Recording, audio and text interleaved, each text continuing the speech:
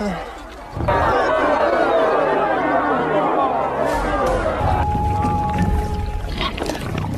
kaulah muda dan kaulah tua, gimana kabar kalian? Baik-baik aja kan? Di kesempatan kali ini, kita bakal merangkum film yang bikin perut kaulah muda dan kaulah tua pasti jadi mual.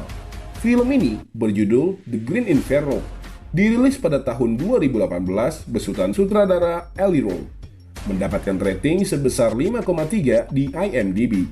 Mengisahkan tentang sekelompok aktivis sosial yang melakukan perjalanan ke hutan Amazon untuk menghentikan pengerusakan hutan. Hingga saat mereka bertemu dengan suku asli pedalaman, semua itu berubah menjadi pengalaman yang amat mengerikan. Penasaran kan dengan alur cerita film ini? Tanpa berlama-lama, mending kita rangkum filmnya.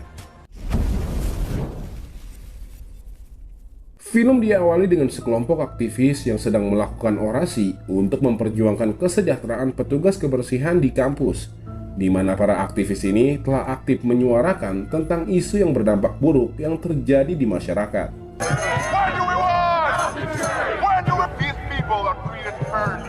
Seperti biasa, para mahasiswa masuk ke dalam sesi kuliah, yang dimana sedang membahas perihal kekerasan dan pelanggaran kemanusiaan.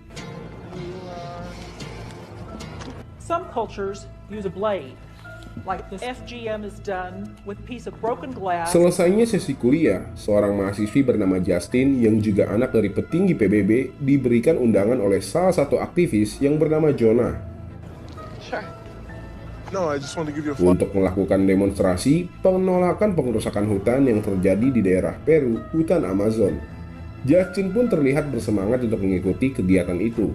Sampai di mana saat mereka semua berkumpul membahas tentang apa yang mereka lakukan, di sana pimpinan aktivis yang bernama Alejandro menjelaskan beberapa rencana. Tonight we're celebrating.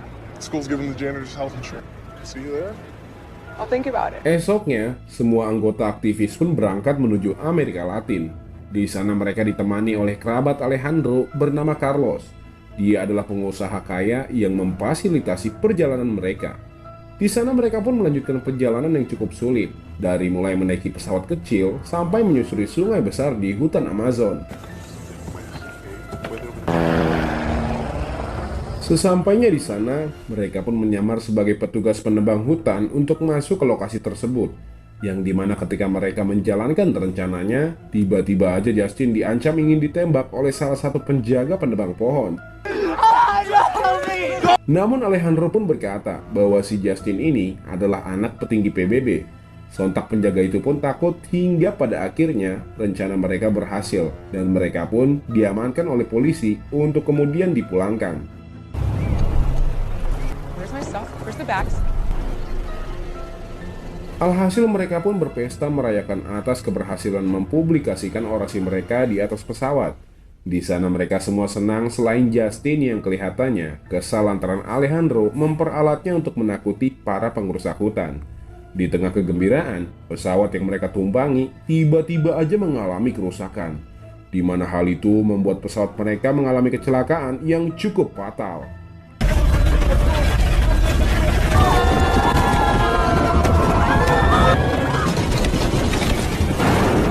Pesawat itu pun jatuh di tengah hutan Amazon dan hanya menyisakan beberapa orang yang membuat mereka menjadi panik.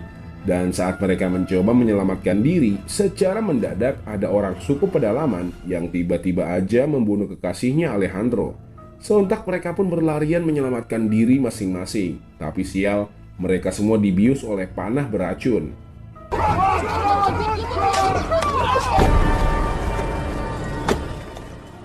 Ketika semua terbangun, alangkah terkejutnya mereka saat melihat desa suku pedalaman itu dipenuhi beberapa tengkorak manusia dan potongan tubuh.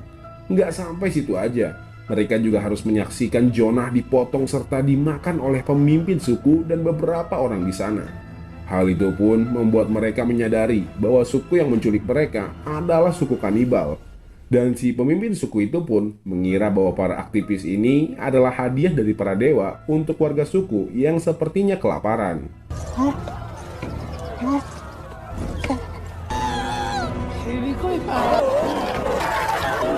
Sekarang hanya tersisa Justin, Alejandro, dan keempat temannya. Mereka dikurung dan terlihat sudah pasrah karena tidak bisa berbuat apa-apa. sebab mereka diawasi selama 24 jam oleh suku pedalaman tersebut. Change. What the fuck are you talking about? Wake up.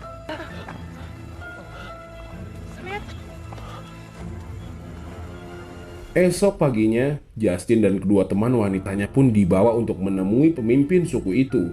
Di sana si ibu kepala suku mengecek keperawanan para wanita dengan sebilah tanduk kerbau.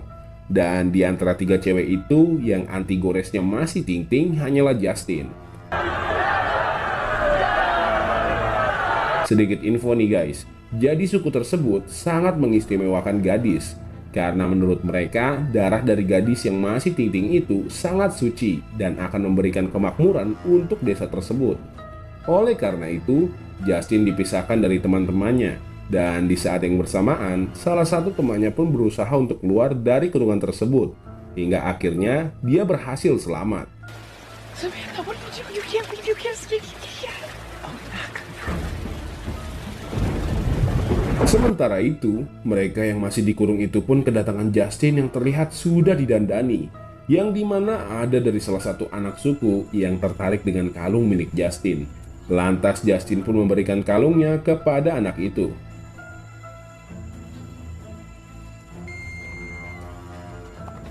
Nggak lama kemudian, mereka pun diberikan makan. Hingga salah satu temannya Justin menyadari bahwa daging yang mereka konsumsi adalah daging temannya sendiri yang tadi berhasil kabur. Spoiled scraps. I'm vegan. Sontak dia pun langsung membunuh dirinya sendiri dengan menggorok lehernya.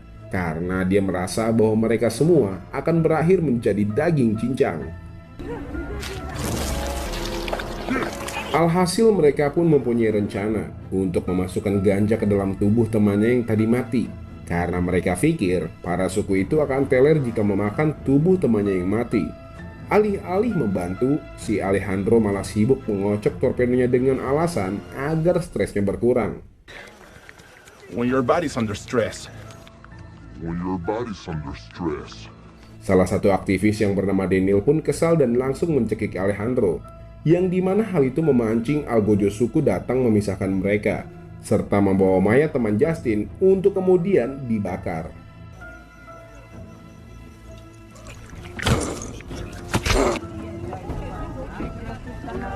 Beruntung, rencana mereka berhasil. Mayat yang sudah dimasuki ganja itu dipanggang dan dikonsumsi oleh semua warga suku pedalaman tersebut. Bahkan asap bakarannya pun ikut terhirup. Dan saat dirasa semua warga sudah teler, Daniel, Justin, dan aktivis yang bernama Lars pun mencoba keluar kurungan. Akan tetapi, tiba-tiba aja Alejandro menusuk kaki Lars memakai biusan bekas suku tersebut. Dengan alasan harus ada yang tetap tinggal. Akhirnya, Justin dan Daniel pun meninggalkan mereka pergi. Sorry, but I can't let them just eat me if I'm alone. Sementara itu, Lars yang baru tersadar pun terkejut melihat para warga kanibal itu sudah ada di hadapannya. Di mana seketika itu juga dia dimakan hidup-hidup hingga bagian tubuhnya tidak ada yang tersisa. Anehnya, Alejandro hanya bisa terdiam melihat temannya dimakan secara hidup-hidup.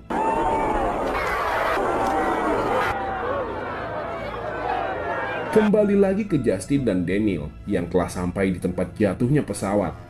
Di sana mereka melihat beberapa temannya yang tidak selamat dalam kecelakaan pesawat telah digantung dengan tombak oleh para kanibal itu. Daniel dan Justin pun berusaha mencari handphone agar bisa meminta bantuan. Dan ketika sudah menemukan handphone tersebut, tiba-tiba aja mereka terkepung lagi oleh para kanibal itu.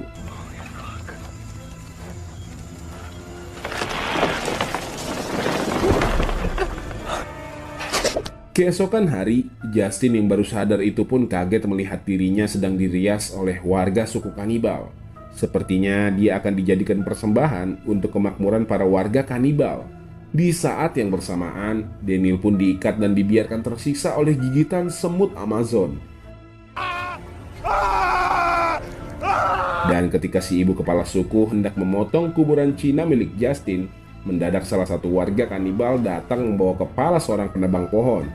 Alhasil semua warga kanibal bersama ibu kepala suku pun pergi membawa senjata untuk memerangi para penebang pohon, dan hanya menyisakan anak-anak dan satu ibu tukang masak.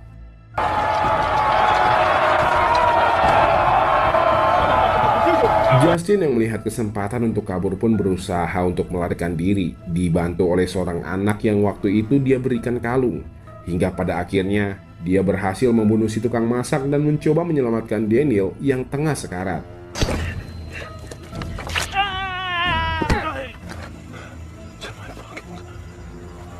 Akan tetapi, si anak itu menggorok leher Daniel agar dia tidak tersiksa lagi. Nah, si Alejandro pun meminta agar Justin melepaskannya. Namun karena kesal lantaran telah menghalanginya kabur, Justin pun melarikan diri meninggalkan si Alejandro terkurung sendirian. Please let me out of here. Get me out of here, Justin! Di tengah-tengah pelarian, dia melihat suku kanibal yang tengah berperang dengan para penebang pohon. Beruntung, dia membawa HP yang semalam diambil bersama Daniel.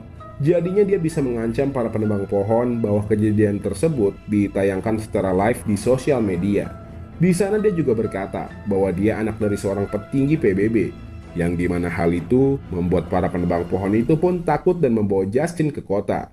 Akhirnya, dia bisa selamat dari kekejaman para suku kanibal yang menewaskan semua temannya itu.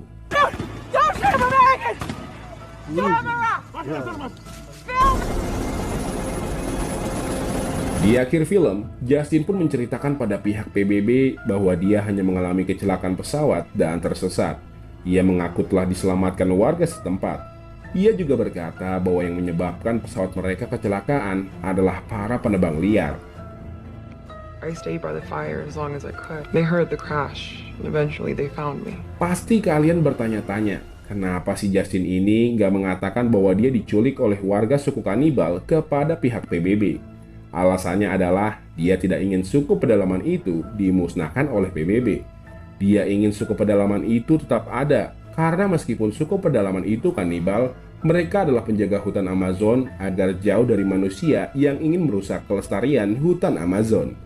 Dan alasan kenapa suku itu membunuh dan memakan para aktivis itu, sepertinya mereka telah salah mengira bahwa para aktivis itu adalah para penebang hutan. Dikarenakan para aktivis tersebut memakai pakaian yang sama seperti penebang hutan. Ya, walaupun mereka terlihat sadis dan kejam, itu adalah cara mereka untuk bertahan hidup serta menjaga wilayah kekuasaan mereka dari serakahnya manusia kota. Dan di situ, film pun habis. Nah, gimana kaulah muda dan kaulah tua filmnya? Alangkah baiknya sih kalian nonton filmnya secara langsung, biar bisa lebih paham dan juga mengerti. Saya pamit dulu. Salam